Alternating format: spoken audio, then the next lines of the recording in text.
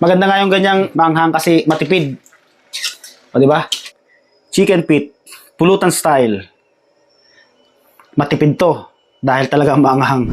So yun guys, dahil yung mga boys nagbali nga kanina kasi nga gusto magsipag-inom. So yan, nagbili sila ng nga pala. Pag ako nga pala nagluluto ng paa ng manok, ang ginagawa ko, binabalian ko siya ng tubig. Mainit na tubig, tapos bababaran ko muna hanggang lumamig. Then, tsaka ko yan igigisa. Tanggalin natin yung tubig. Binalian ko siya ng mainit na tubig. So, ayun, mainit yung ating kuwali. Lalagyan na tayo ng mantika. Yan. Igisa tayo ng bawang.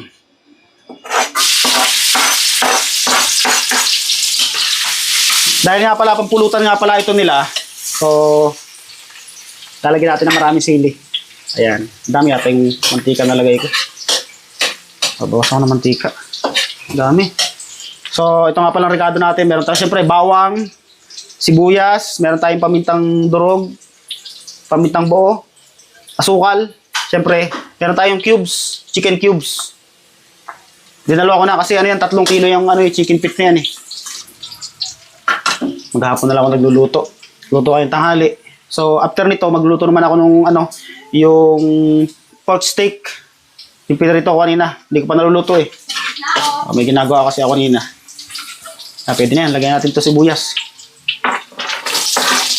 Sinamahan ko yan ng sibuyas na puti. So, isasabay na rin natin itong pamintang buo at pamintang pino cubes. Dalawahin na siguro natin. Sabay-sabay natin pag-isa yan.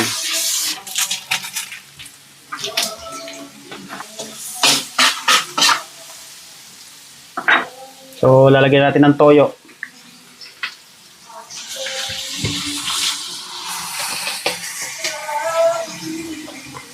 Igisa lang muna natin yan. Lagyan na natin itong asukal.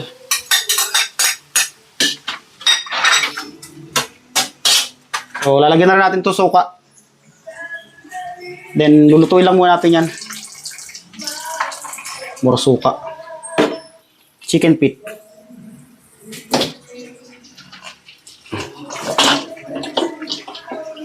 Dami yan, 3 kilo. Hala, tatakpan lang natin to. Tapos, patutuyin lang natin yung nilagay natin mga rekado. Then, maglalagay tayo ng konting tubig. Konting tubig lang. Ayaw ko kasi sa masyadong malambot. Gusto ko yung medyo matigas-tigas siya. Tapos sisilihin natin yan mamaya ng marami. So, okay na yan. Tatakpan na muna natin. So, guys, lagyan natin itong sili. Yan. Itong siling grain pang final natin yan pagluto na. Tsaka natin lalagay mamaya. So, nagisa-gisa naman siya ng konti. Yan sa with toyo. Totoo lang yung sili na yan. Wala pang anghang yan. Para kakao ng dalada. Maglagay tayong tubig. Yan, okay na yan. Hanggang sa matuyo lang yan. Pag natuyo na yan, okay na yan. Ganyan lang kasimple pagluto niyan. So yun guys, pwede na to. Yan. Yan ang ko niyan, medyo. Kita niyo yung ang lapot ng Kaya lang talagang kala ko hindi maanghang. Tama-tama lang yan.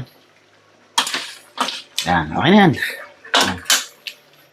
So, bibigyan natin sila ng pampulutan kasi so, naiwan nga pala to. Maanghang na. Dinagdagan para ulit natin sili. Apel lang natin muna ng konti. Pinakampampabango lang yan eh. Maganda nga yung ganyang maanghang kasi matipid. O, di ba?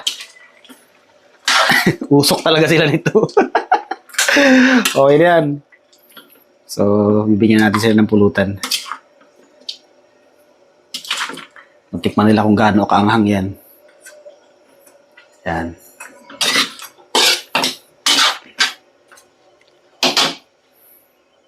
So, ito na ang ating chicken feet. Pulutan style. Matipid to. Dahil talagang maanghang. Alright. So, ayan, nagiinom na yata sila eh. Okay, ito na yung pulutan nyo. Yun, oh. Yun! Yan. Ayos! Yan ang pinakahinsay. Dali yung bako sa pusa eh. Ngayon, kapit. Yung bangus nilang iniihaw, Natin na. tinira ng pusa. Natin na sila. Maliit na nga lang, isa pa. Tinira pa ng pusa. Ayan. Walang lasa. Ang dami namin dito. Tikman nyo muna. Tikman nyo muna kung anong ano niya, ano. Pinigil sa mix. Anong nigi sa mix. Super dust na kung kapukuhan to eh. Tama na to ah. Wala nang tiwa. Ayan talaga ang pampulutan, manghang. Ay, siyan. Ha? Tama yan sa gin pag ganyan. Sili yan. Tingnan mo. Tama yan. Dami sili niyan. Yan, mukhang. Tikman nyo nga. Ito ha, mabubusan agad. Hmm. Adidas. Ha? Wabi. Yan talagang ano yan, pampulutan kasi talagang maanghang yan. tingnan mo, Sarge. Ha? Ha? Hindi ah. Tama lang yan. Wala kung masarap. Para pati matipid. Yan, tama. Oo. Para sige, maanghang. Oo. Para pati matipid. Kapag hindi na ba init, wala yung... Mas marami pa ang sili nilagay ko dyan nung nagluto ako nakaraan eh. Pati tingnan mo, musok. Ganun talaga. Yan naman ang hanap nyo eh. Ha? Sige, mag-inuman na kayo. Ayan na. Thank you. Salamat. Balita mo lang mga nga. Bicolano yan eh.